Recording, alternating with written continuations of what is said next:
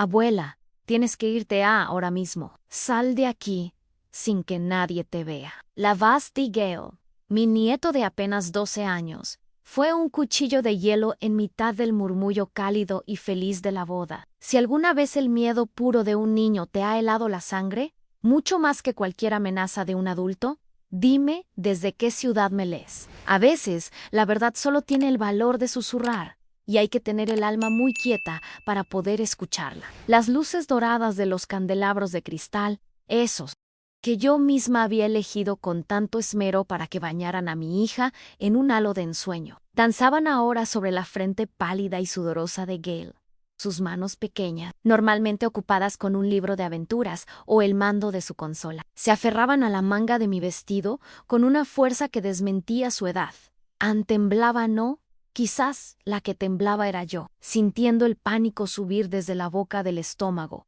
Y su tacto era lo único que me anclaba a una realidad que se deshacía por momentos a mi alrededor. La orquesta de cámara atacaba con brío los primeros acordes de un vals. Las risas de los 200 invitados se mezclaban con el tintineo de las copas de champán francés y el aroma de las peonías blancas. Mis favoritas. Flotaba en el aire. Era un cuadro de felicidad perfecta. Una estampa que yo había diseñado y pintado con meses de minuciosa planificación y una cantidad de euros, que prefería no recordar cada detalle, desde los manteles de hilo de lino traídos de Bélgica hasta la intrincada filigrana de plata en los cubiertos, había sido mi regalo, mi ofrenda de paz, para una familia que llevaba demasiado tiempo viviendo en una tregua frágil. Quería que Luciana, mi hija, tuviera el día perfecto, un recuerdo imborrable de belleza y amor que la sostuviera en el futuro. Y por un instante, un doloroso y efímero instante,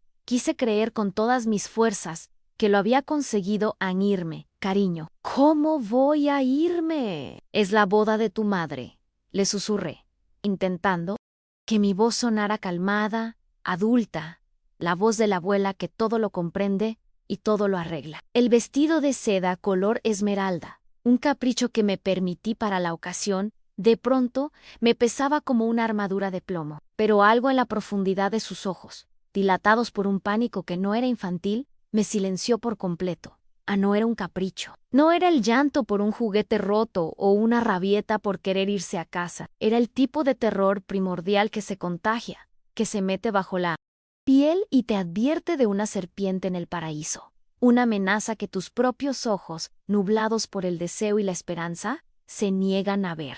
Por favor, abuelan, vámonos ya. Te lo explico en el coche, me interrumpió.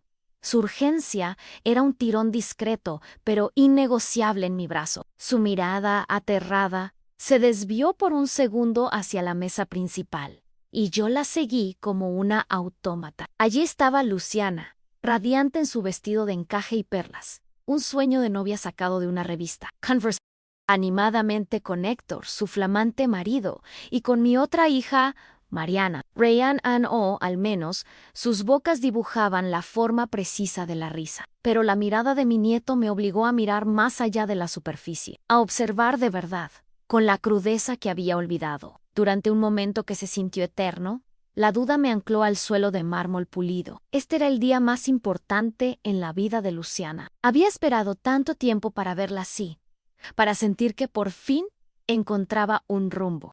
Una estabilidad que parecía escapársele siempre de las manos. Había rezado por este momento, por esta tregua en las tensiones silenciosas que nos habían distanciado desde la muerte de Roberto, mi marido, 5 años atrás. Pagué cada detalle de esta costosísima farsa de felicidad porque anhelaba con toda mi alma que a fuerza de representarla se convirtiera en verdad, porque una madre es capaz de comprar hasta la ilusión, con tal de ver a sus hijos a salvo y felices. Abuela, por favor, insistió Gale, y esta vez noté como sus ojos oscuros se llenaban de lágrimas contenidas.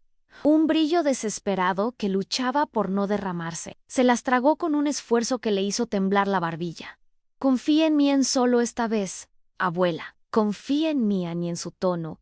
En esa súplica desnuda me reconocí a mí misma. Reconocí a la niña de 8 años que intentaba advertir a mi padre de que el socio que le sonreía le estaba robando. Reconocí a la joven de 20 que le rogaba a su madre que fuera al médico a mirarse aquel lunar extraño. Esa desesperación pura, sin filtros, sin el cinismo que aprendemos los adultos. Los niños no saben mentir cuando el miedo les ahoga el corazón. Saben la verdad de una forma visceral, una verdad que el cuerpo reconoce mucho antes de que la mente se atreva a formularla. Mi mirada viajó una última vez hacia la mesa nupcial, buscando una señal, cualquier cosa, un gesto que desmintiera el pánico de mi nieto. Luciana alzó su copa de champán y nuestros ojos se encontraron a través del salón. Me dedicó una sonrisa amplia, perfecta, de fotografía, pero por primera vez en 35 años, su sonrisa no llegó a sus ojos. Fue un gesto vacío,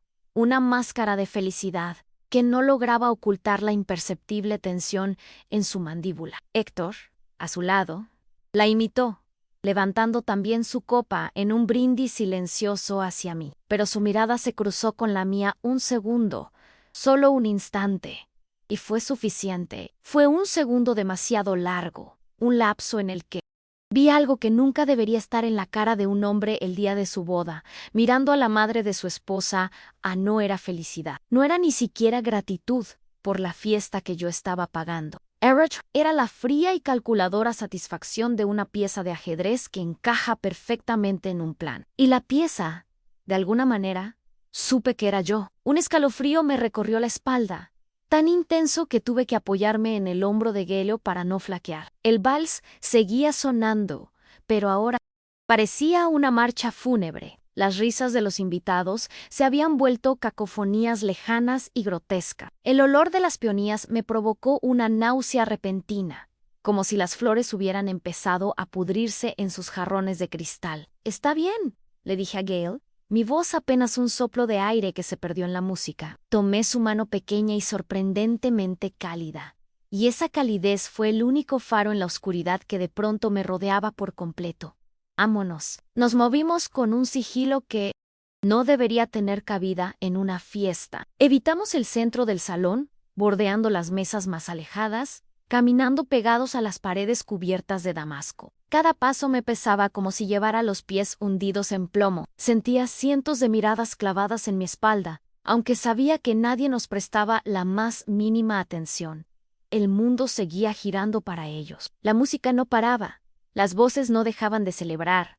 La farsa continuaba su curso sin nosotros. Pero yo tenía la extraña y absoluta certeza de que no estaba huyendo de una fiesta. Estaba caminando paso a paso hacia mi propia salvación, guiada por un ángel de 12 años con el rostro bañado en terror. Al cruzar el umbral de la salida de servicio y sentir el aire fresco y húmedo de la noche en mi rostro, supe que acababa de tomar la decisión más importante de mi vida. La pesada puerta se cerró a nuestra espalda, amortiguando el sonido de la celebración hasta convertirlo en un latido sordo y lejano, el eco de un mundo que, sin saberlo aún, ya había dejado de pertenecerme. El aparcamiento estaba casi vacío, bañado por la luz amarillenta y solitaria de los faroles. Fue allí, bajo ese cielo sin estrellas, donde Gale finalmente soltó mi brazo.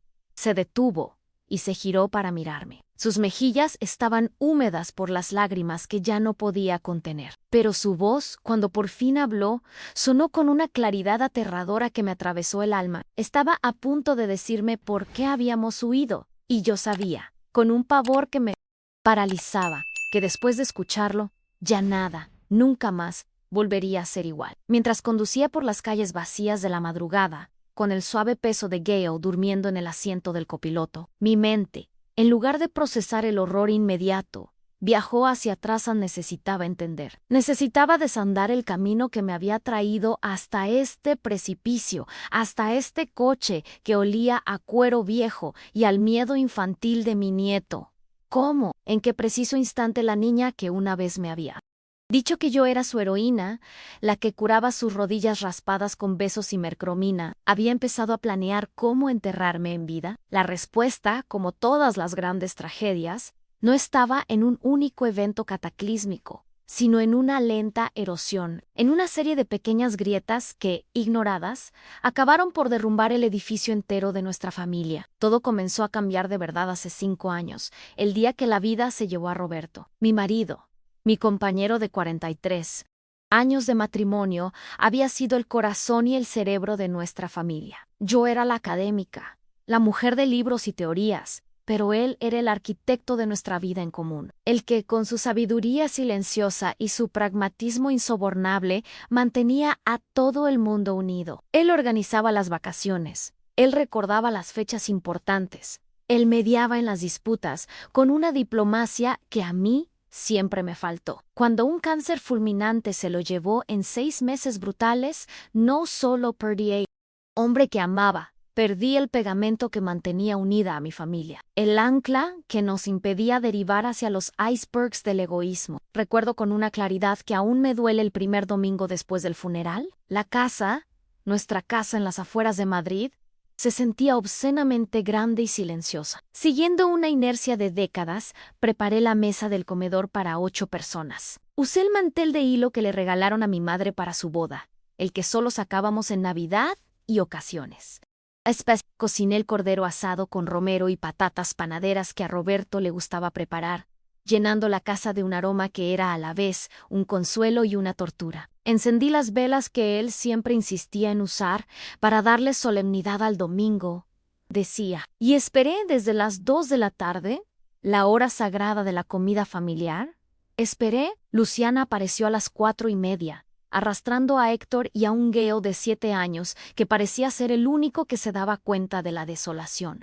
En mis ojos, Mariana, mi hija pequeña, ni siquiera apareció. Envió un mensaje de texto vago y lleno de excusas sobre un compromiso de última hora. «Mamá, no podemos seguir haciendo esto cada domingo», me dijo Luciana mientras picoteaba distraídamente la comida, que para entonces ya se había quedado fría. «Todos tenemos nuestras vidas, nuestros trabajos, nuestros compromisos. Mamá ya no está, quiero decir, papá ya no está para organizarnos», se corrigió, pero el lapsus fue revelador. Roberto ya no estaba, y con él se había ido la obligación. Esas palabras me atravesaron como cuchillos de hielo, no por su crueldad, sino por su aplastante verdad y porque en su tono había algo que nunca antes había notado, a una profunda impaciencia, como si esas reuniones dominicales, que habían sido el pilar de nuestra existencia durante décadas, fueran ahora una carga, un deber pesado del que ansiaba liberarse. Los domingos que siguieron fueron peores,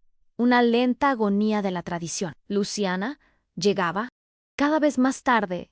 Si es que llegaba, Mariana perfeccionó el arte de la excusa inverosímil. Héctor, cuando venía, pasaba la mayor parte del tiempo pegado a su teléfono, con la frente fruncida, tecleando mensajes y haciendo llamadas en voz baja en el jardín. Se sentaba a la mesa con la actitud de quien cumple un trámite burocrático. Gale era el único que parecía genuinamente feliz de estar allí. Después de la comida, cuando los demás se evaporaban con pretextos varios, él se quedaba conmigo. Ayudaba a regar las dalias que Roberto había plantado. Jugábamos partidas interminables de ajedrez en el porche. O simplemente nos sentábamos en silencio, él leyendo sus cómics y yo fingiendo leer un libro, mientras en realidad solo lo miraba a él, a ese pequeño brote de lealtad en un jardín que se estaba secando. Fue en uno de esos domingos desolados, mientras recogía los platos de una mesa casi intacta, cuando recordé las palabras de Roberto, dichas apenas un mes antes de morir en una dueces, conversaciones brutalmente honestas, que solo se tienen al final del camino. «Cuida tu dinero, Alma», me había dicho. Su voz debilitada por la morfina, pero sus ojos tan lúcidos como siempre. «Nuestras hijas son buenas chicas, pero aman las cosas bonitas. A veces, me temo, más que a las personas. Y Héctor, ese muchacho no mira a Luciana, mira lo que hay detrás de ella». En aquel momento, atribuí sus palabras al pesimismo de la enfermedad. Ahora, en el silencio de mi casa vacía, resonaban como una... Fue ese recuerdo, esa advertencia póstuma, lo que me impulsó a llamar a Sofía, una abogada brillante, hija de una vieja amiga de la universidad. La contraté con el pretexto de poner en orden mi testamento y mis asuntos patrimoniales. Algo lógico, para una viuda de mi edad. Doña Alma me dijo en nuestra primera reunión, he visto muchos casos como el suyo. Mujeres viudas con un patrimonio considerable y familias que cambian sus dinámicas tras la pérdida. Mi consejo es que tomemos medidas preventivas, que blindemos su autonomía ahora que usted está en pleno uso de sus facultades. Yo no quería escucharla, no del todo. Me parecía una paranoia, una traición a mis propias hijas, el simple hecho de pensar que pudieran hacerme daño. Pero algo en mi instinto, esa voz interior que tantas veces había ignorado en mi vida, me decía que escuchara a esa mujer joven con ojos sabios y una experiencia labrada en los lados más oscuros de las relaciones familiares. Y entonces, 8 meses después del funeral, llegó el primer signo real de alarma, la primera prueba de que la profecía de Roberto y las advertencias de Sofía no eran pesimismo, sino una radiografía precisa de la realidad. Fue un martes por la tarde. Yo estaba en mi estudio, intentando organizar los papeles de Roberto, una tarea que había estado posponiendo durante meses. Escuché voces en la sala de estar. Luciana y Mariana habían llegado sin avisar, algo que nunca, jamás, habían hecho antes. La puerta de mi estudio estaba entreabierta, y me quedé inmóvil, paralizada por una curiosidad que pronto se convertiría en horror. Está empezando a fallar, decía Mariana, con una voz que no reconocí, una voz despojada de cualquier afecto filial, clínica y fría. ¿Viste cómo se confundió con las fechas de la boda de los primos la semana pasada? Y ayer me llamó 3 veces para preguntarme exactamente lo mismo sobre la cita del médico. Y hubo una pausa, y luego la voz de Luciana, igual de gélida. Mariana, no seas dramática. Está deprimida, es normal, pero el resultado práctico es el mismo. No puede seguir manejando tanto dinero ella sola. Es peligroso para todos. Me quedé inmóvil detrás de la puerta, sintiendo como el corazón me empezaba a latir con una violencia descontrolada en el pecho. No habían venido a verme, no habían venido a traerme flores o a compartir un café. Habían venido a evaluarme, a examinar mi estado mental como si yo fuera un objeto defectuoso, una antigüedad valiosa, pero frágil que había que tasar y asegurar. Héctor dice que podríamos conseguir un poder notarial temporal, continuó Mariana, y el nombre de mi yerno en esa frase sonó como una sentencia. Solo hasta que se estabilice emocionalmente. Sería por su propio bien, para protegerla de sí misma. Hubo otra pausa, más larga, más pesada. Podía escuchar el tic-tac del reloj de pared del pasillo, cada segundo un martillazo en mi cabeza. ¿Y si se niega?, preguntó Luciana. El silencio que siguió fue la respuesta más aterradora de toda. Entonces, dijo finalmente Mariana, su voz bajando a un susurro conspirador, entonces tendremos que tomar otras medidas. Por su propio bien, claro. Esa noche no pude dormir, no porque estuviera confundida o deprimida como ellas creían, sino porque estaba aterradoramente lúcida y acababa de comprender, con una claridad que me partía el alma, que la guerra silenciosa había comenzado. Mis propias hijas estaban planeando arrebatarme mi autonomía, y yo acababa de convertirme, sin saberlo, en una combatiente en la batalla por mi propia vida. Los meses que siguieron a esa conversación que escuché a escondidas se convirtieron en una niebla espesa y sofocante de sonrisas falsas y cuidados envenenados. La guerra no se declaró con gritos ni portazos, sino con una artillería mucho más sutil y devastadora a la del amor fingido. Mis hijas, que antes apenas encontraban un hueco en sus agendas para una llamada rápida, ahora organizaban sus vidas en torno a mí. Sus visitas se multiplicaron, pero ya no eran las visitas de unas hijas que echan de menos a su madre. Eran inspecciones. Llegaban con la excusa de traerme el pan o unas flores. Pero sus ojos lo escudriñaban todo, buscando el polvo en una estantería, un recibo fuera de lugar. Cualquier indicio de caos que pudieran presentar como prueba de mi declive, me sometían a interrogatorios disfrazados de charla casual. «Mamá, ¿te acuerdas del nombre del jardinero nuevo? El otro día no lo grabas». «Oh, ¿estás segura de que te tomaste la pastilla de la tensión esta mañana? Te noto un poco alterada». Pequeños alfilerazos constantes y calculados, diseñados para sembrar en mi propia mente la duda que ellas ya daban por certeza. Héctor, mi yerno, se unió al asedio con un entusiasmo que le delataba. Empezó a ofrecerme su ayuda con una solicitud empalagosa. Alma, déjame que te revise estas facturas de la luz. No vaya a ser que te estén cobrando de más. Alma, este seguro del hogar que tenías con Roberto está obsoleto. He encontrado uno mucho mejor.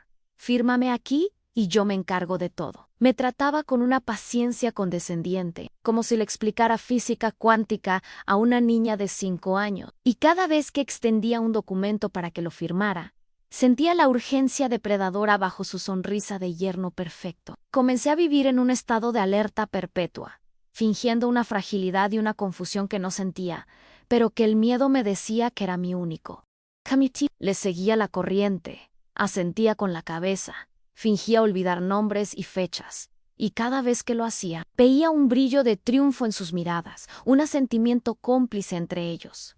Pero el peaje de esa actuación era terrible. Había días en que, al quedarme sola, me miraba al espejo y no me reconocía. ¿Y si tenían razón? ¿Y si el dolor por la muerte de Roberto, el peso de la soledad, me estaban realmente afectando más de lo que yo era capaz de admitir? Me aferraba a los detalles, a las pequeñas pruebas de mi propia lucidez. Leía el periódico cada mañana y por la tarde me hacía preguntas a mí misma sobre las noticias para comprobar mi retención. Hacía crucigramas cada vez más complejos. Resolvía los problemas de matemáticas de los libros de texto de Gale.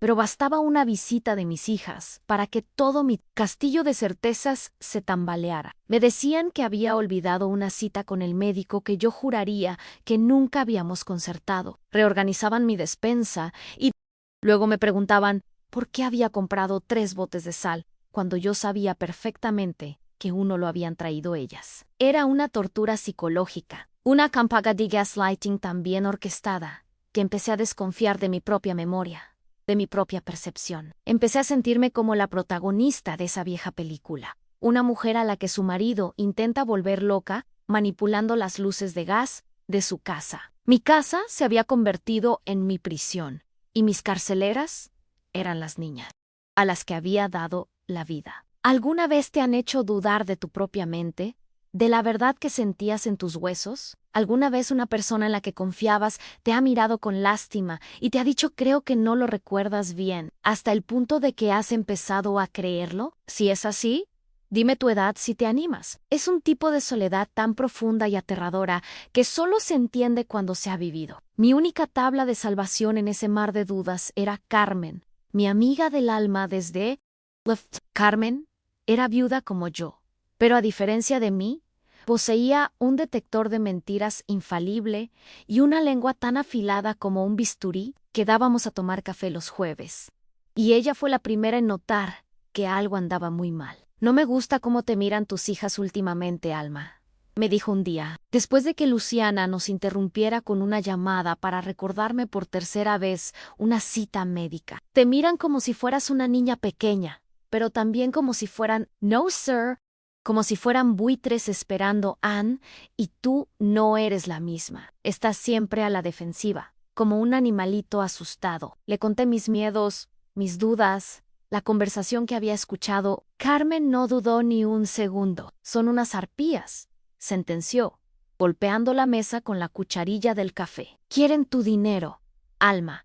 Es así de simple y de asqueroso. Roberto dejó todo muy bien atado, y ahora que él no está, creen que la vieja está senil y es el momento de desplumarla. No te dejes engañar. No, dudes. De ti misma, ni un solo segundo. Eres la mujer más inteligente que conozco. Si tú sientes que algo va mal, es que algo va rematadamente mal. Las palabras de Carmen fueron un bálsamo, un ancla en mitad de la tormenta. Me ayudaron a recordar quién era yo, a reafirmar mi propósito de no rendirme, pero la presión era constante, y la soledad entre una visita y otra era un campo fértil para la angustia. Empecé a sentirme como una espía en mi propia vida, documentando cada menchirao, cada manipulación. Guardaba los recibos de la compra para demostrar que no estaba siendo derrochadora. Anotaba cada conversación en un diario que escondía bajo una tabla suelta del parqué de mi dormitorio, junto a las cartas de Roberto. Vivía con el miedo constante de cometer un error, de decir algo fuera de lugar que les diera la munición que necesitaban. Y todo este tiempo, el único rayo de luz pura, de amor incontaminado, era Gale. Él parecía sentir la tensión en el aire, la infelicidad que se escondía bajo las sonrisas forzadas. Cuando sus padres lo traían, él se despegaba de ellos y buscaba refugio a mi lado. Leía en el sillón junto a mi escritorio mientras yo fingía trabajar. Paseábamos por el jardín y me contaba con detalle sus videojuegos, sus peleas con sus amigos, sus sueños de ser astrónomo. En su compañía, yo dejaba de ser la anciana frágil y confundida y volvía a ser simplemente su abuela. Su presencia era la prueba irrefutable de que yo no estaba loca, de que el amor verdadero todavía existía en un rincón de mi familia. Y fue él, mi pequeño astrónomo, mi leal caballero andante, quien finalmente hizo estallar la burbuja de mi autoengaño y me obligó a enfrentar la verdad sin ambajes. Sucedió una tarde de domingo. Luciana y Héctor habían venido a comer, y la tensión era casi insoportable. Habían pasado toda la comida hablando de una residencia de Mayo Res maravillosa que una amiga suya había encontrado para su padre. Una residencia con cuidados especializados y actividades para mantener la mente activa. El mensaje era tan sutil como un martillazo. Cuando por fin se fueron, que él se quedó un rato más con la excusa de terminar una partida de ajedrez. Estábamos sentados en el porche, en silencio, moviendo las piezas sobre el viejo tablero de madera. La luz del atardecer teñía el jardín de tonos anaranjados y melancólicos. Fue entonces cuando Gale levantó la vista de sus peones y me miró con una seriedad que le ponía años encima. Su voz fue apenas un susurro, pero resonó en el silencio de la tarde como un disparo. «Abuela», dijo, y tragó saliva antes de continuar. «¿Por qué mamá y tía Mariana siempre hablan de ti en susurros? ¿Por qué siempre que entro en una habitación donde están ellas, se callan de repente?» La pregunta, tan simple, tan directa, tan llena de una verdad que yo había estado intentando esquivar durante meses, me desarmó por completo. Era la confirmación final. No era mi imaginación, no era mi dolor. Un niño de 12 años con su lógica implacable y su corazón limpio. Había notado lo que yo me esforzaba por negar. Era el tema de conversaciones secretas, el objeto de planes que se discutían a puerta cerrada, la razón de los susurros. Y en ese instante, el miedo que había sentido se transformó en algo nuevo. Se transformó en certeza. Y la certeza, por muy dolorosa que fuera, era el primer paso para empezar a luchar. Block for 8, la pregunta de Gale, suspendida en el aire quieto del atardecer, fue la piedra que rompió el estanque de Minigate. Las ondas de choque disolvieron mis últimas dudas y solidificaron el miedo en una resolución fría y afilada. A partir de ese día, mi role cambió. Dejé de ser la víctima confundida que se preguntaba si estaba perdiendo la cabeza y me convertí, en el secreto de mi alma, en una estratega. La actuación de anciana frágil y despistada continuó, pero ahora tenía un propósito en ganar tiempo, reunir pruebas y preparar mi defensa. Sabía que la condescendencia con la que me trataban era paradisicamente mi mejor arma. Me subestimaban. Me veían como un obstáculo pasivo, un mueble viejo y pesado que había que mover para llegar a la caja fuerte. No se imaginaban que el mueble viejo había empezado a desarrollar dientes y garras. La opresión, como si ellos también sintieran que el tiempo se les agotaba, se volvió más clara, menos disimulada en los algodones del falso cariño. La sutileza dio paso a una presión cada vez más tangible.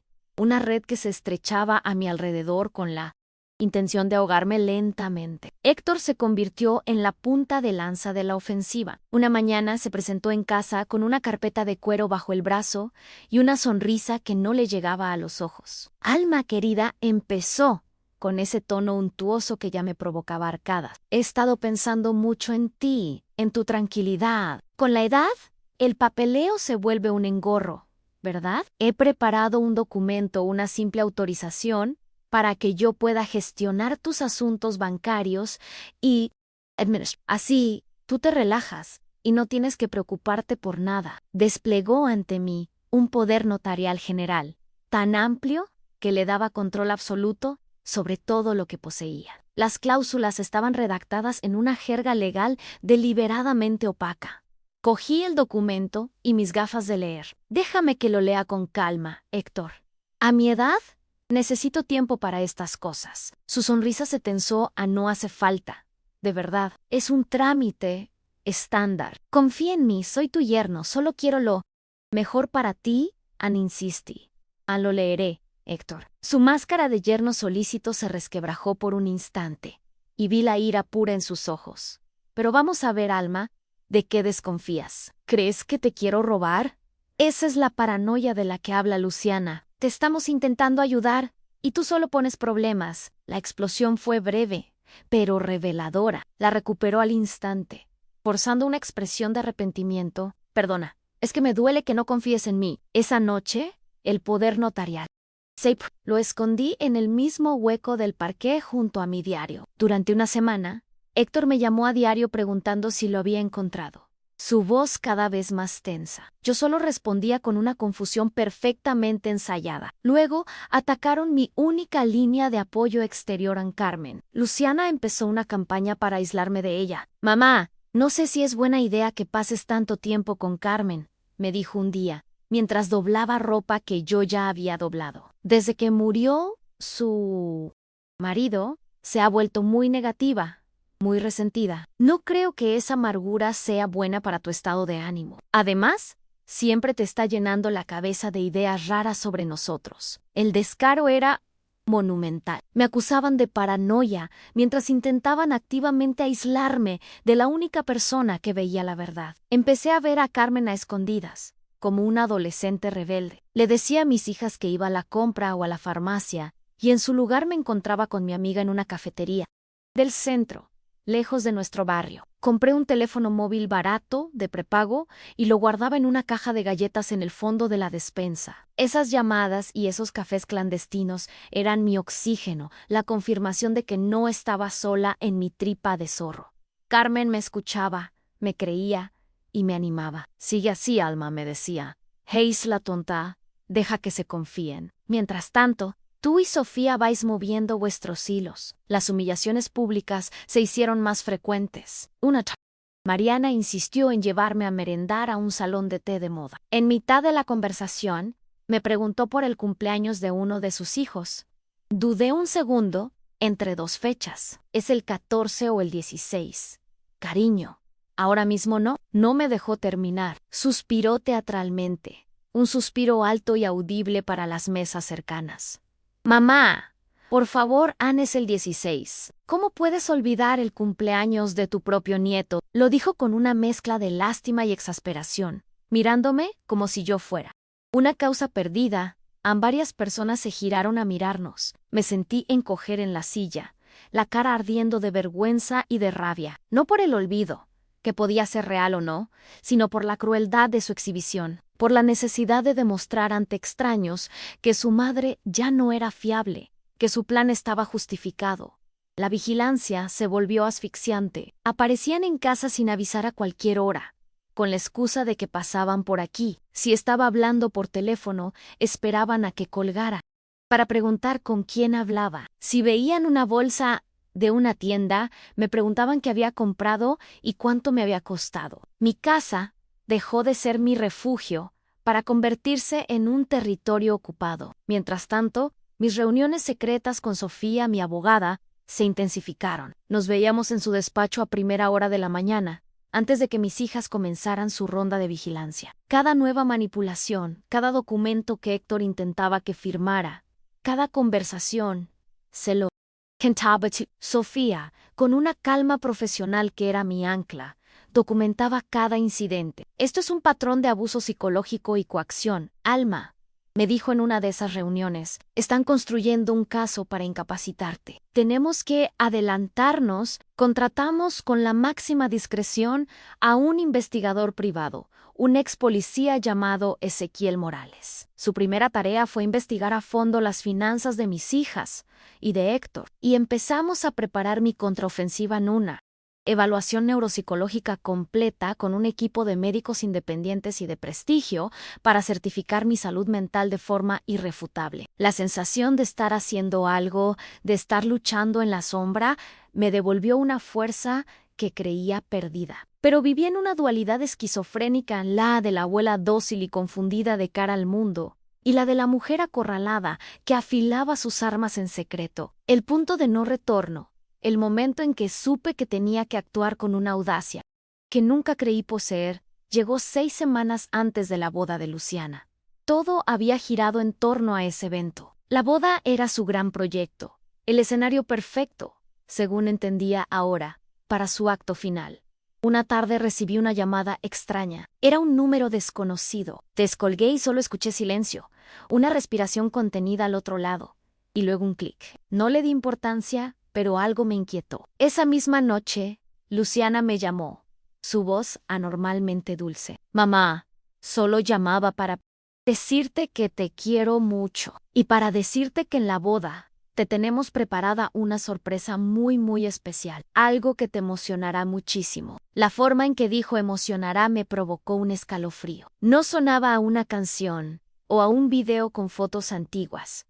Sonaba a amenaza. Al día siguiente, un miércoles por la tarde, la inquietud no me dejaba en paz. Sentía una opresión en el pecho, una premonición oscura y pegajosa. Decidí hacer algo que nunca hacía al presentarme en casa de Luciana sin avisaron. La excusa era llevarle a Gale unas entradas para un partido de fútbol que quería ver. Conduje hasta su chalet y, al llegar, vi que la puerta principal estaba cerrada, pero la cancela del jardín que daba a la cocina, como solían dejarla en los días de buen tiempo, estaba abierta. Me acerqué sigilosamente por el césped, con la intención de tocar en el cristal de la cocina para anunciar mi llegada, pero al acercarme a la ventana escuché voces alteradas, urgentes, las voces de mis 2 hijas y de mi yerno. Me detuve en seco, el corazón martillándome contra las costillas, y me agaché bajo el alféizar. Lo que escuché a continuación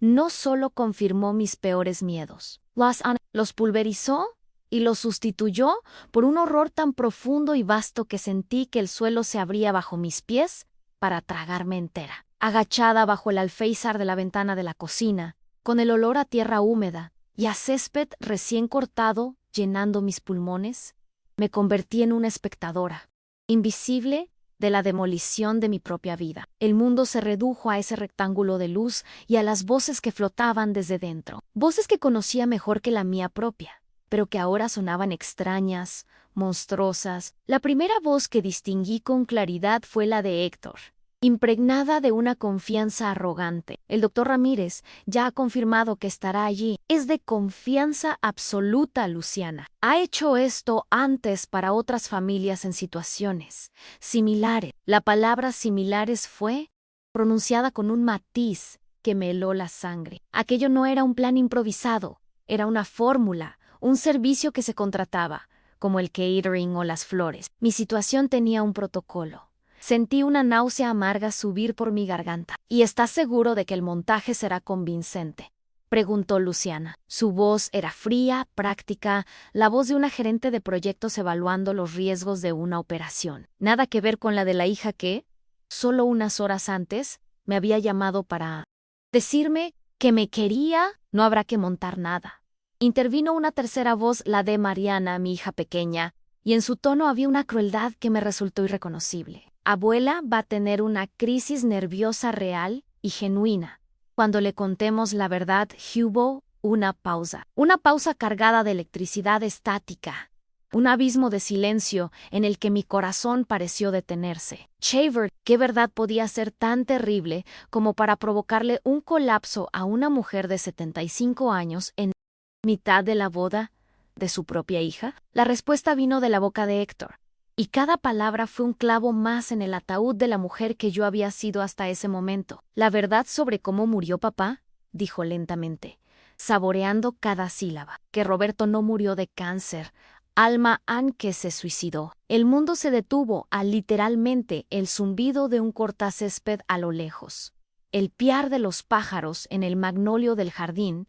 Todo se desvaneció. Sentí como si el suelo se abriera bajo mis pies, como si me hubieran arrojado a un vacío helado y sin fondo. Roberto, mi Roberto, el hombre que había luchado contra su enfermedad con una entereza y una dignidad sobrehumanas, ¿un suicida? Era una blasfemia, una mentira tan monstruosa que por un instante mi mente se negó a procesarla.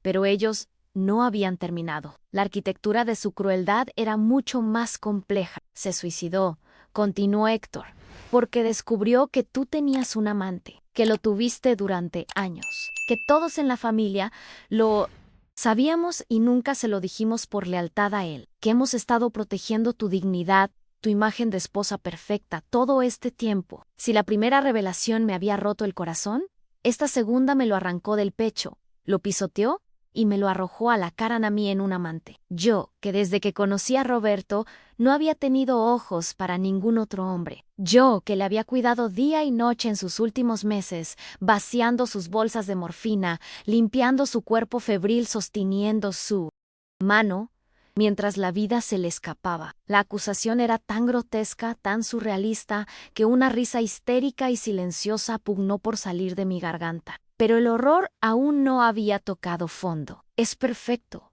dijo Mariana con una frialdad que parecía venir de la mismísima escarcha. Cuando le soltemos eso, justo después del brindis, delante de todos los amigos de la familia, de sus amigas de toda la vida, ve, ecolepse, gritará, negará, llorará, parecerá completamente desequilibrada. Why he is. Cuando el doctor Ramírez intervendrá, declarará que necesitas atención psiquiátrica inmediata, y nosotros tendremos a 200 testigos que justificarán legalmente que te internemos. Esa misma noche en internarme la palabra resonó en mi cabeza. No solo querían mi dinero, no solo querían mi casa, querían borrarme, encerrarme en un lugar donde mi voz no pudiera ser escuchada, donde mi verdad muriera conmigo. ¿Y si no colapsa?, preguntó Luciana, la única con un atisbo de duda práctica. Oh, vi colapsar, aseguró Héctor con una certeza absoluta que me revolvió el estómago.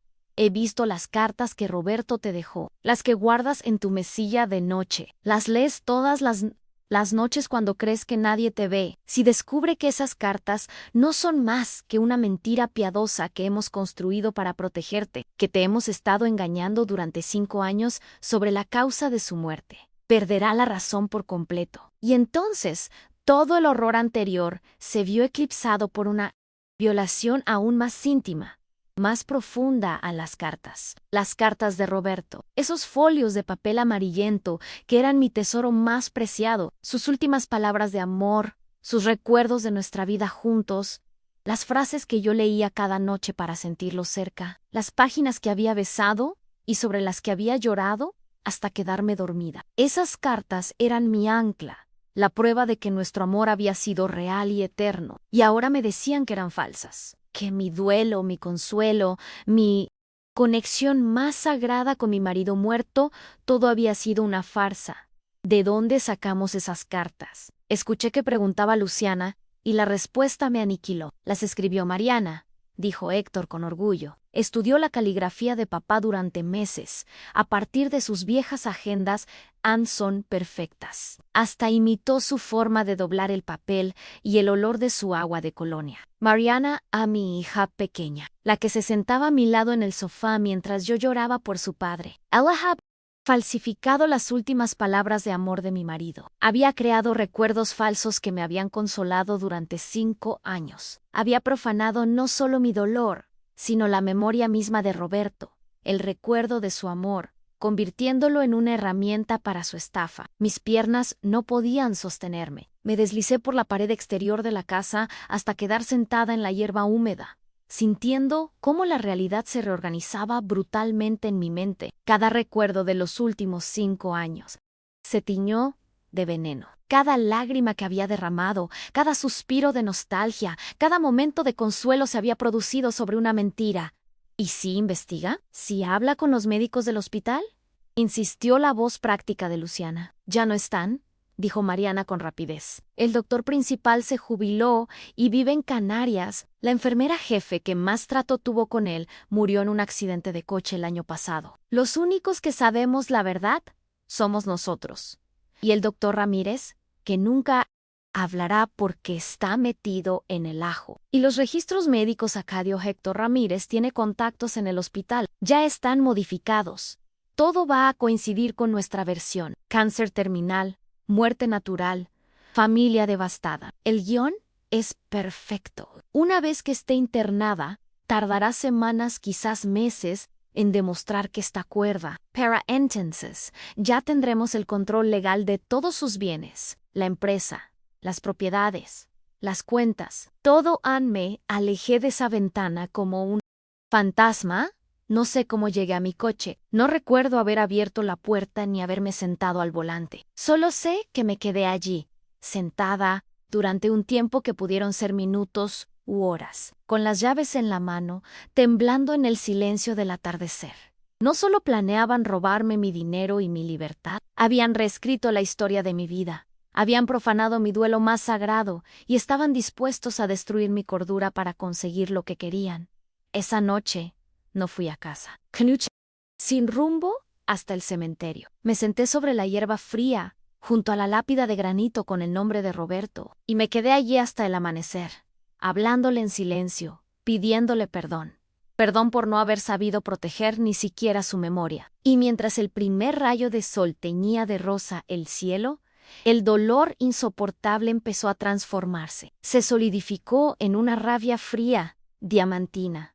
Una claridad absoluta. Me sequé las lágrimas. Me puse de pie y saqué mi teléfono.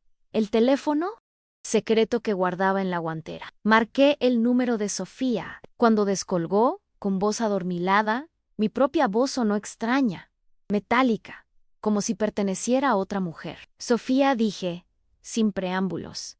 Tenías razón en todo. Acaban de declarar la guerra. Y te juro, por la memoria de mi marido, que la van a perder. La llamada a Sofía al amanecer, desde el aparcamiento del cementerio, fue la bengala que inició la contraofensiva. Su voz, inicialmente adormilada, se tornó acerada y alerta a medida que yo, con una calma que no sentía, le relataba la conversación que había presenciado. No omití detalle alguno en el plan para el doctor Ramírez, la mentira sobre el suicidio de Roberto, la fabricación de un amante inexistente, la falsificación de las cartas, el objetivo final de mi internamiento. Cuando terminé, un silencio pesado cayó al otro lado de la línea. No era un silencio de incredulidad, sino de asimilación. Alma, dijo finalmente Sofía, su voz cargada de una furia helada. Esto ha dejado de ser una disputa familiar por un patrimonio. Esto es una conspiración criminal en toda regla. Falsificación de documentos,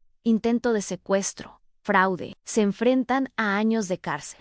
Esa misma mañana, nos reunimos en su despacho. A nosotras se unió Ezequiel Morales, el investigador privado, un hombre de unos 50 años, con ojos que parecían haberlo visto todo, y una expresión que no revelaba nada. Mientras yo repetía mi historia, él tomaba notas en un pequeño cuaderno, sin mostrar la más mínima sorpresa, como un médico que escucha una lista de síntomas que ya ha diagnosticado. Lo que su familia planea es más común de lo que la gente cree, dijo Ezequiel cuando terminé, su voz grave y tranquila, especialmente en familias con un patrimonio considerable. La buena noticia es que son arrogantes, creen que usted es débil y que nadie les va a plantar cara. Usaremos esa arrogancia en su contra. Durante las siguientes horas, la oficina de Sofía se convirtió en nuestro cuarto de guerra. Trazamos un plan de batalla detallado, metódico y despiadado. La primera fase, explicó Ezequiel, era reunir pruebas irrefutables. Sus testimonios son poderosos, doña Alma, pero en un juicio, su palabra contra la de sus hijas podría ser interpretada como el rencor de una madre. Necesitamos que ellos mismos se incriminen. Esa misma tarde, Ezequiel, bajo el pretexto de ser un técnico de la compañía telefónica revisando una avería, instaló micrófonos de alta sensibilidad en mi casa. Eran minúsculos, casi invisible. Uno en el teléfono fijo, otro oculto en una lámpara de la sala de estar, otro en mi estudio pegado bajo mi escritorio. Incluso me dio un micrófono personal, del tamaño de un botón de mi chaqueta,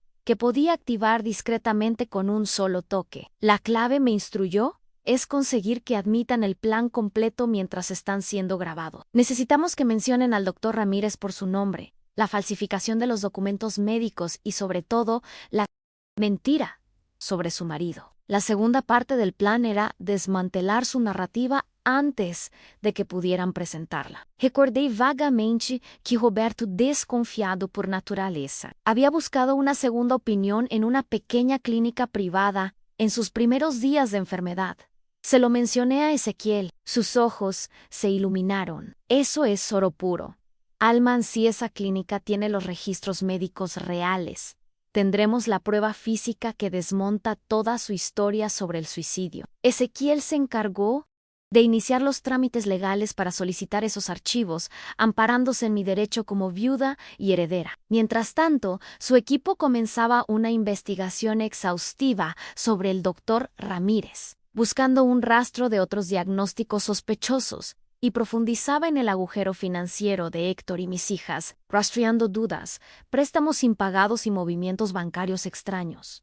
Mi papel en esta operación era el más difícil. Tenía que volver a casa, a mi jaula de oro, y seguir interpretando mi papel de anciana vulnerable, pero ahora con un objetivo claro en provocar conversaciones, tender trampas verbales para que mis captores cayeran en ellas, vivir bajo el mismo techo que tus verdugos, sonreírles, aceptar su falsa amabilidad. Es una forma de tortura que te consume por dentro. Cada día era un ejercicio de autocontrol sobrehumano. Los siguientes días fueron una obra de teatro magistral y agotadora. Recibí sus visitas, sus llamadas, sus sonrisas envenenadas, y yo les respondía con la dosis justa de confusión y docilidad. La oportunidad de oro llegó 4 semanas antes de la boda. Héctor vino a casa, aparentemente para revisar conmigo la lista de invitados. Activé discretamente el micrófono en forma de botón de mi chaqueta. Mientras estábamos sentados en el estudio, fingí un momento de angustia. ¡Ay, Héctor!, suspiré, llevándome una mano al pecho.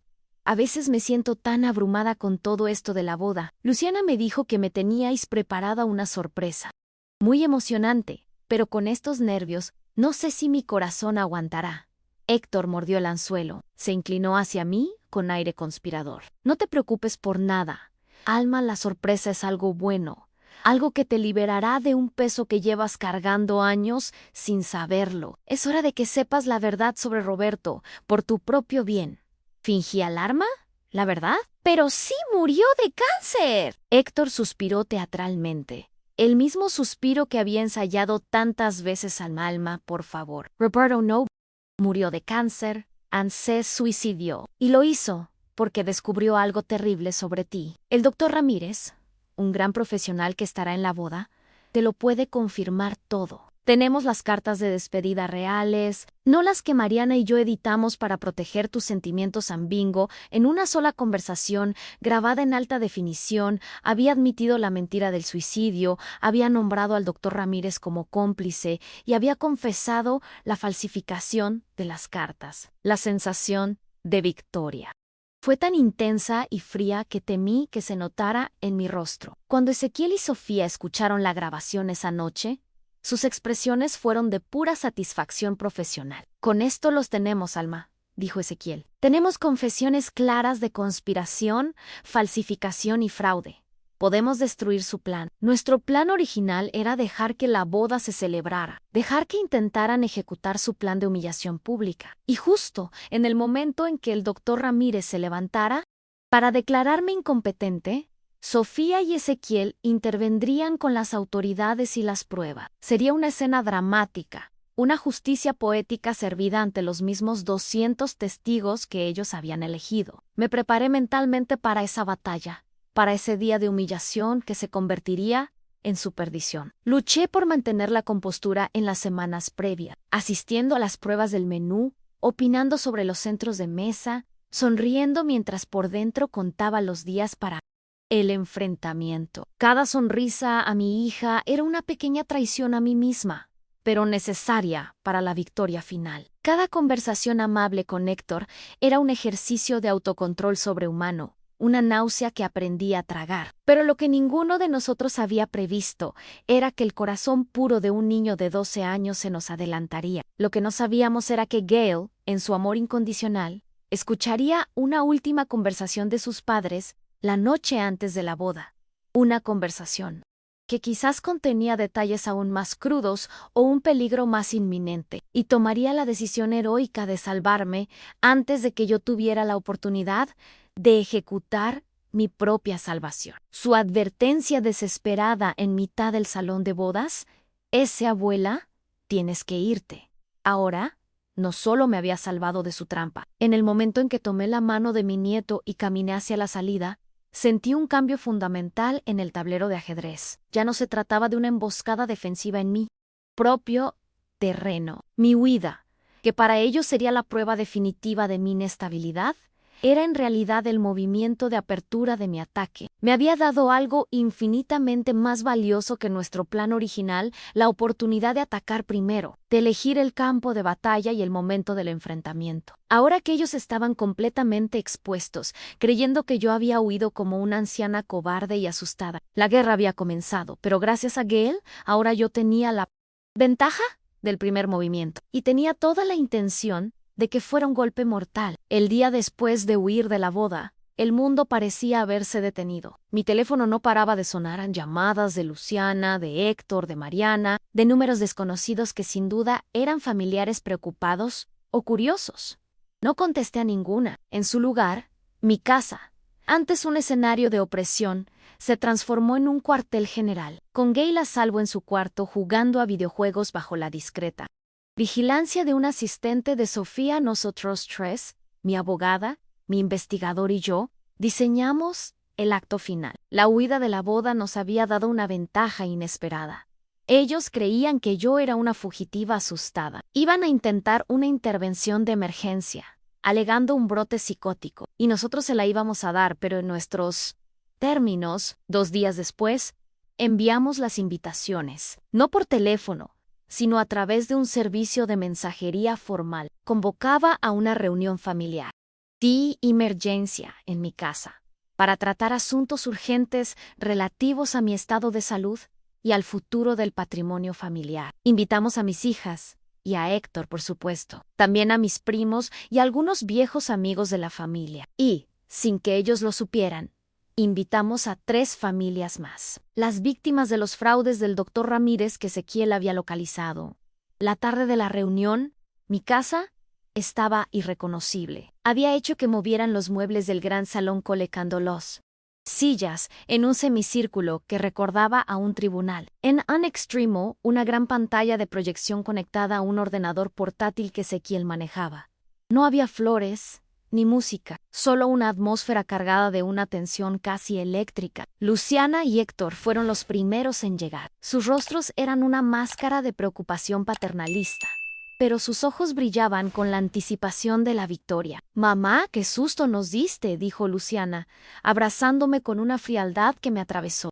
«El vestido an irte así de tu propia fiesta es la prueba de que no estás bien». Detrás de ellos llegó Mariana, y con ella el doctor Ramírez, con su maletín de cuero y su aire de eminencia médica. «Doña Alma», dijo, extendiéndome la mano, «sus hijas me han pedido que venga para evaluarla. No se preocupe, estoy aquí para ayudar». Sostuve su mirada un segundo más de lo necesario. «Estoy segura de que su ayuda será muy reveladora, doctor», respondí. Su sonrisa flaqueó. Entonces, para su desconcierto, empezaron a llegar los otros invitados, a las 3 parejas mayores, elegantemente vestidas y con una expresión de gravedad sombría, y 2 hombres que se presentaron como socios de Sofía. La confusión en los rostros de mis hijas era palpable. «Mamá, ¿quiénes son todas estas personas?», preguntó Mariana, nerviosa. «Amigos», respondí con calma. «Amigos que, como yo, han tenido experiencia interesantes con ciertos profesionales de la salud». El doctor Ramírez se puso visiblemente pálido cuando todos estuvieron sentados. Sofía se puso de pie. «Buenas noches. Hemos organizado esta reunión para abordar unas serias preocupaciones sobre el bienestar de doña Alma». «Héctor», la interrumpió, «agradecemos su presencia, Sofía, pero esto es un asunto familiar. Mi suegra ha estado mostrando signos alarmantes de deterioro cognitivo. De hecho, el doctor Ramírez está aquí para ofrecernos su opinión experta». El doctor asintió. «Efectivamente, basándome en los informes de la familia, los episodios de confusión, la paranoia. Todo apunta a una demencia senil que requiere intervención inmediata. Era fascinante verlos ejecutar su guión, tan confiados, sin saber que cada palabra estaba siendo grabada. Gracias, doctor, dije, poniéndome en pie lentamente. Sentí todas las miradas sobre mí. Ya no era la anciana temblorosa. Me sentía erguida, fuerte. Ya que todos han dado su opinión sobre mi salud mental, me gustaría presentarles algunos datos objetivos. Caminé hacia la pantalla. Andrés, la primera grabación, por favor, le dije a Ezequiel, usando un nombre en clave. La voz de Héctor, clara y arrogante, llenó el silencio mortal de la habitación. Ann. El doctor Ramírez ya ha confirmado que estará allí. Es de confianza absoluta, Luciana. Ha hecho esto antes para otras familias en situaciones similares. El efecto fue inmediato. Héctor se quedó blanco como el papel. Luciana abrió la boca, pero no emitió ningún sonido. El doctor Ramírez hizo ademán de levantarse. Por favor. Doctor, no se vaya, dije con una voz calmada que no parecía mía. La función apenas acaba de empezar. Pulsamos el siguiente botón. La voz de Mariana, que se suicidó porque descubrió que él tenía un amante desde hacía años. Los primos que había traído se giraron a mirarla con horror. Eso está sacado de contexto, papá, balbuceó, usando el apelativo incorrecto por la costumbre. G contesto, Mariana, repliqué, caminando lentamente hacia ella. ¿En qué contexto es aceptable mentir? ¿Sobre la muerte de tu propio padre? ¿En qué contexto es aceptable profanar así la memoria de un hombre? Proyecté las fotografías de las cartas falsificadas junto a la caligrafía real de Roberto. Estas cartas, dije, mi voz temblando, por primera vez, de pura rabia. Estas mentiras que he leído cada noche durante 5 años fueron escritas por tu mano. ¿Tienes idea del nivel de crueldad que se necesita para hacer algo así? Mariana rompió a llorar. Doctor Ramírez, continué girándome hacia él. ¿Le gustaría explicar su papel en esta conspiración? No sé de qué habla. Tartamudeó en vain a ayudar. En ese momento, el señor Herrera, uno de mis invitados, se puso en pie. ¿Ayudar? ¿Cómo ayudó usted a mi padre, a quien internó fraudulentamente hace 3 años? Mi padre murió en esa institución, creyendo que su familia le había abandonado. La señora García se levantó también, y a mi madre la declaró incompetente en 5 minutos para que sus hijos pudieran vender su casa. Una tras otra, las víctimas dieron su testimonio. La sala se había convertido en un tribunal. Héctor intentó un último y patético contraataque. Esto es ridículo. Papá está claramente sufriendo un brote paranoico. Doctor, confirme que este comportamiento es un síntoma. Efectivamente, dijo el doctor, intentando aferrarse a su última brizna de autoridad. La elaboración de teorías conspirativas es un síntoma clásico. Qué interesante, dije. Ezequiel, por favor, muestra mi evaluación. En pantalla apareció el informe del equipo de neuropsicólogos más prestigioso de la ciudad, fechado de la semana anterior, en funciones cognitivas completamente normales, sin signos de demencia o deterioro mental.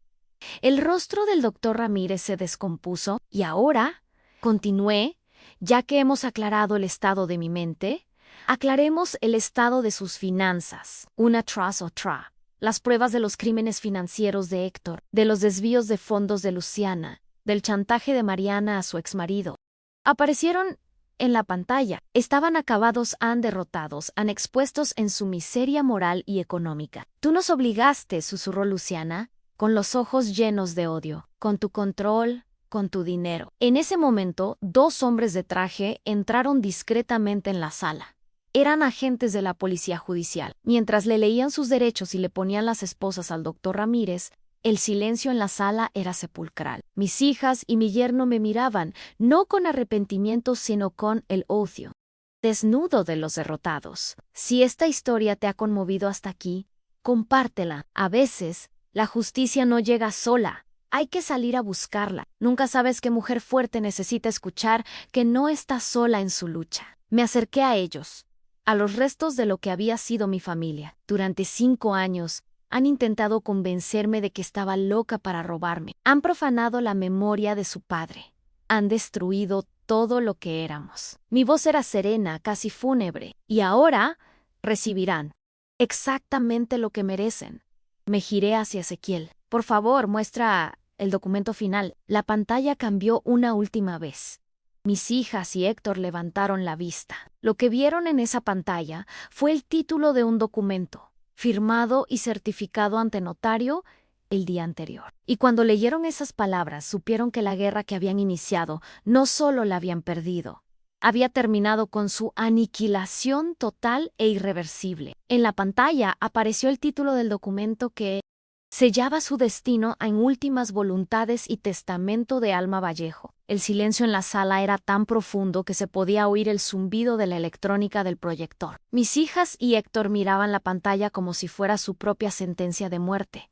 Y, en cierto modo, lo era. Sofía, con una voz clara y desprovista de emoción, comenzó a leer las cláusulas principales. Yo, Alma Vallejo, en pleno uso de mis facultades mentales, como queda acreditado por los informes médicos adjuntos, y libre de toda coacción, revoco por la presente todos mis testamentos anteriores y dispongo que mi patrimonio sea distribuido de la siguiente manera. Luciana se puso en pie temblando visiblemente.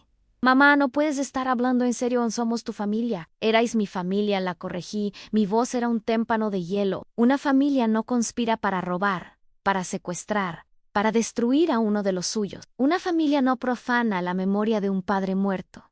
Sofía continuó, imperturbable. A mi hija, Luciana Beltrán Vallejo, quien ha demostrado con sus actos que valora mi patrimonio por encima de mi bienestar y mi vida. Le lego la suma simbólica de €1, para que no pueda alegar en un futuro que fue omitida por error de este testamento. El impacto de esas palabras fue físico. Luciana se tambaleó como si hubiera recibido un golpe en el estómago. €1. Susurró, incrédula, dejas €1, es más de lo que mereces. Respondí sin mirarla, considerando que planeaste robarme millones y encerrarme hasta mi muerte. La lectura prosiguió. A mi hija, Mariana Beltrán Vallejo, quien violó la santidad del duelo familiar y participó activamente en la conspiración contra mi persona, falsificando documentos sagrados para mí, le lego igualmente la suma de €1, junto con mi eterno desprecio por su traición. Mariana se derrumbó sobre su silla, sollozando de forma incontrolable. Papá, por favor, tenías que entender. Estaba desesperada. Silencio, ordené, y por primera vez en toda la noche, mi voz se alzó, llena de una autoridad que había olvidado que poseía. Pero el golpe de gracia estaba reservado para el arquitecto del plan. A Héctor Maldonado leyó Sofía, esposo de mi hija Luciana. No solo no le lego nada, sino que por la presente instruyo a mis albaceas para que inicien acciones legales, inmediatas, para recuperar todos los préstamos y regalos de valor significativo que he hecho a su familia durante los últimos 10 años, con los intereses legales correspondientes, bajo el cargo de obtención fraudulenta. Héctor se puso completamente blanco. ¿Qué préstamos? Fueron regalos. Tú misma lo dijiste. Dije muchas cosas cuando confiaba en vosotros, le interrumpí. Pero mi investigador ha documentado cada transferencia. Y cuando se puede probar la conspiración, la ley permite que esos fondos sean reclamados. Venderéis la casa que yo os compré, los coches que yo os financié, y todo lo que adquiristeis con mi dinero. Finalmente, Sofía llegó a la parte dispositiva, la totalidad de mi patrimonio, incluyendo propiedades, inversiones y participaciones empresariales, será distribuida de la siguiente manera. Un 70% será destinado a la creación de una fundación para la defensa legal y el apoyo a personas mayores víctimas de abuso económico y psicológico por parte de sus familiares. Un 20% irá a un fondo fiduciario blindado para mi nieto, Geo Maldonado Beltrán, administrado por fideicomisarios independientes, hasta que cumpla los 25 años. Y el 10% restante se repartirá entre empleados leales de las empresas de mi difunto marido. Luciana finalmente explotó, su voz un chillido de rabia e incredulidad. No puedes hacernos esto. Somos tus hijas. Tenemos derechos. ¿Derechos? Repetí, acercándome a ella hasta quedar cara a cara. ¿Qué derecho teníais a planificar mi internamiento forzoso? ¿Qué derecho teníais a escupir sobre la tumba de vuestro padre? Perdisteis todos vuestros derechos en el momento en que decidisteis tratarme como un obstáculo, en lugar de como vuestra madre. 6 meses después de aquella noche que lo cambió todo, escribo esto desde la terraza de mi nueva casa. Una propiedad más pequeña, pero infinitamente más tranquila, en un pueblo de las montañas de Asturias. El aire aquí es limpio. El silencio solo se rompe por el sonido de los pájaros. Y por primera vez en años, puedo respirar sin sentir el peso de la traición aplastándome el pecho.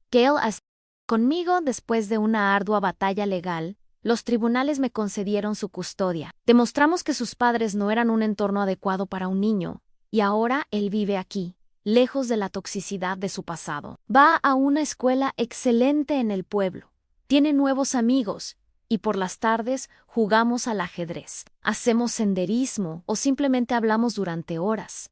El peso de la ley cayó sobre ellos con la fuerza que merecían. El doctor Ramírez fue condenado a varios años de prisión, y su testimonio destapó una red de corrupción que implicaba a decenas de familias. Héctor fue sentenciado a 4 años por fraude y conspiración.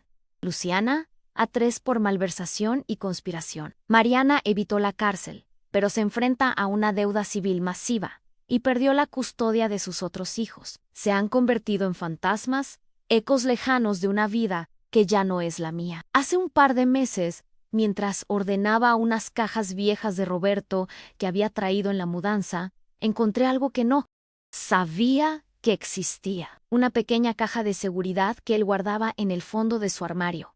Dentro estaban sus cartas de verdad, las que escribió en sus últimos días, con su letra temblorosa pero inconfundible. Cartas llenas de amor real, de recuerdos auténticos, de una despedida digna. Ahora cada noche leo una de ellas.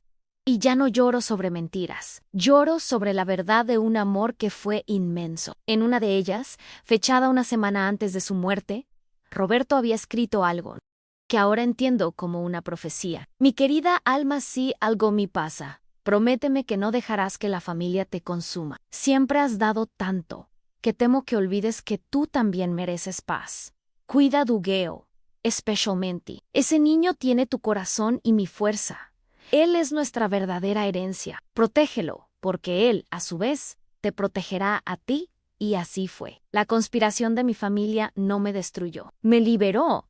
Me liberó de relaciones tóxicas, de la carga de cuidar a adultos irresponsables, y me liberó para ser, simplemente, yo, una abuela que disfruta cada día con el único miembro de su familia que demostró una lealtad incondicional. Al final, descubrí que los finales, cuando llegan por las razones correctas, no son realmente finales. Son nuevos comienzos disfrazados de conclusiones, y a mis 75 años, con mi nieto a mi lado y la verdad finalmente en su sitio, siento que tengo más energía para empezar de nuevo de la que tuve para mantener algo que ya estaba roto. Nunca es tarde para reclamar tu propia voz. La libertad no tiene edad. Da un pequeño paso hoy, aunque sea con miedo. El resto del camino se construye andando contigo. Esta es una historia inspirada en miles de casos reales. Si quieres compartir la tuya, con respeto y confidencialidad, aquí te leo.